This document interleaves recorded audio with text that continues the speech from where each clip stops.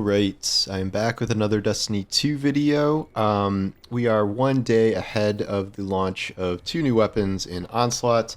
That would be Hammerhead and Forbearance, the not Sunset raid weapon that now everybody can get, and I believe it's sort of power crept now with better perks, although I think the Origin trait is better from the raid. And Hammerhead, the beloved Black Armory weapon that I am very excited about and has some kind of nutty perks for an MG. So many void weapons for this. Anyway, I wanted to expand on an article I wrote yesterday because someone said they hoped I went more in depth to it into a video. And if someone asks me to make a video, chances are I will probably make that video because it's not always easy to find ideas. Especially for Destiny videos when there's not all that much happening in any given time. This article was about how the best weapon in Destiny 2 right now is easier to farm than you think. And this is something that, you know, has been around since the beginning of Season of the Wish, but I did a video a long time ago, back when it launched, that I was like totally in love with the weapon, and now we've seen that it's like one of the top tier weapons in the game. I think you could argue it's the best weapon in the game for PvE based on a number of factors. People have been using it in things like GMs already, but now we have Onslaught. This absolutely destroys an Onslaught. And I am talking about Indebted Kindness, which is the only rocket archetype sidearm in the game that uses special ammo. It is a reward from Warlord's Ruin, the dungeon that arrived with Season of the Wish. And so, to explain why it's so good, it does so many things.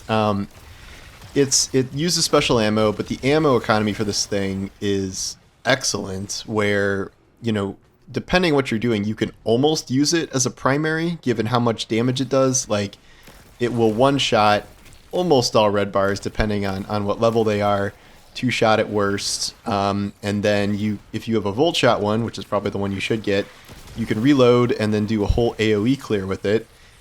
So you just don't need to use that much ammo with it. And then it also can roll with lead for gold, where picking up heavy ammo also gives it more ammo. And like then you just have unlimited ammo. I don't really go lead for gold because I feel like I already have enough ammo for it to begin with.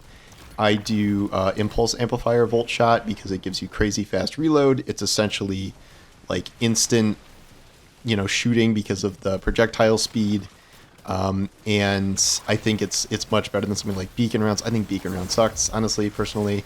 Some people, instead of Volt Shot, use Deconstruct, which got buffed, where it can give you like infinite shots sometimes. Other people like Permeability, is that the one where it matches your subclass after you use your class ability? Some people are liking that for their builds because it synergizes with their damage boosts on their subclass. I like Impulse Volt Shot. You can make your own decision. In addition to clearing mobs, like it just chunks orange and yellow bars. Like it does tons of baseline damage on its own. You can really, you know, keep in mind how many orange bars and yellow bars will constantly be assaulting you in Onslaught, and it just really makes kind of short work of those in a way at pretty much any range. Like you can practically use it like a shotgun. Because it's just as effective close range as it is far away. Like the range is generally not really an issue. Whereas something like a fusion, you got to be in a certain range. A shotgun, you definitely have to be in a certain range. A sniper, you definitely have to be in a certain range. So it's kind of this, or like, you know, Forbearance for ad clear or something. But this is also good at single target damage, which is like something like Forbearance is not nearly as good at that. The only thing that might be a good alternative to this that's close to the same level is like a blinding grenade launcher. That is very useful for something like Onslaught and all these waves rushing at you. But that obviously is not a damage thing. That's just for stopping enemies in their tracks. Also this season, sidearms are anti-barrier. So this sidearm specifically, because it's a special weapon, one-shots all barrier shields. So that's just like a little bonus it has this season. That won't last forever, obviously, but you know, when sidearm mods roll back around, it's going to be incredibly useful for that. I have to believe we're going to be getting more rocket sidearms, probably in the final shape, at least one more, because this is a new archetype. We also have those auto rifles that heal people and things like that. But this seems, yeah, I want more of these. I want one of these for every element, so I'm hoping we get more of them. It's amazing, a lot of activities, but it's especially great in Onslaught given the nature of that activity. And the guy who beat Legend Onslaught solo was using Indebted Kindness for almost all of that run because of how good it is. The strategy that I sort of employ too is like with Volt Shot, like you shoot, kill a red bar, reload, shoot at either another red bar or like an orange bar, and do Volt Shot to scatter everything, clean up the orange bar with more shots, and then go back to doing like one shot reload, one shot reload. It's just excellent. The problem is where you farm it, and though I said it's easier than you think, it is easier than you think, but at baseline you are going to need Warlord's Ruin, the dungeon, which is only part of the dungeon pass. So either you had to buy the big bundle at the beginning of the year, or you have to buy the dungeon pass separately.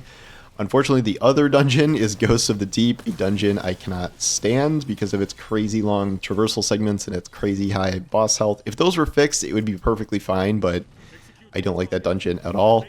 Whereas I think Warlord's Ruin is one of the best dungeons they've had. Within Warlord's Ruin, this is very easy to farm, and I farmed the first boss for this no less than, I don't know, 60 times, probably close to 100, honestly, for many, many different rules of this. The way I do this is there's a traversal segment right at the beginning, and I figured out kind of the best path for that, which is like going up a mountain, going around a little cliff, running through a bunch of enemies. It doesn't take that long. So then you get to the first boss, you get the checkpoint, and then once you have the checkpoint, you do an LFG, you say first boss only, and generally speaking, in short order, you'll get some people there. And then you do the boss. It's just introducing you to the mechanics, so it's pretty simple. The boss lays down a couple of totems that you need to stand in to activate to extend the upcoming damage phase. He will warp you into a little cage, and then you just have to shoot 3 taken eyes at various heights around you in time to not get Springtrap killed. And then you will have a DPS phase once you get down to the bottom. I run this with Banner of War Titan. My own DPS on that. I also use Winter's Bite. You can just one-shot essentially every orange and yellow bar or close to it in that area while you're waiting for DPS. For DPS, you do your super and do huge chunks. The rest of it, you can use Winter Bite. Yeah, I can do almost half the boss damage myself with that strategy, and like really no matter what my teammates are doing. If you have remotely competent teammates, you can one phase this. If you had a real group to run it with, like people you can easily 2-3 phase this. Worst case is probably a 4 phase, which you probably really screwed something up. It's not that hard to farm. It's really not. And then I know people are scared of LFG. It's not that difficult. Like I used to be too, but it is really easy to kind of make this run and farm up these. The other problem is the loot pool though. There are 3 weapons here. You can get the sidearm, you can get the bow, you can get the sword.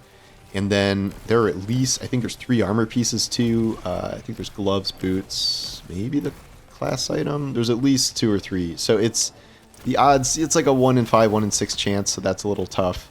But if you get this sort of down to a science, it's very short runs. You can clear them pretty fast. And like again, I've done dozens of these over time. I haven't done one in a while because I don't really need anything besides the bolt shot impulse one. But compared to perhaps other dungeon weapons, compared to raid weapons, this one I would say is pretty easy to farm.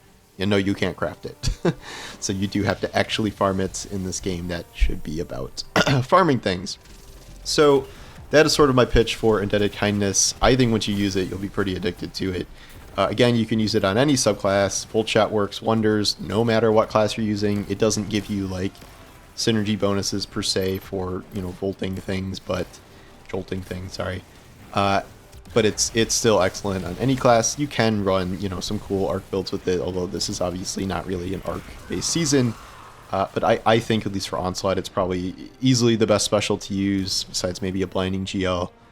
And I would argue maybe you're hamstringing yourself using a more normal special weapon in this. I was using high impact fusions and stuff, but this is just way better. So that's my pitch for Indebted Kindness. Again, I said I love this weapon pretty much from week 1, but now it's sort of coming back into favor here. So go on LFG, give it a farm, pull one out of your vault if you have one, and go nuts on all levels of mobs there. But anyway, thanks for watching, and I'll talk to you soon.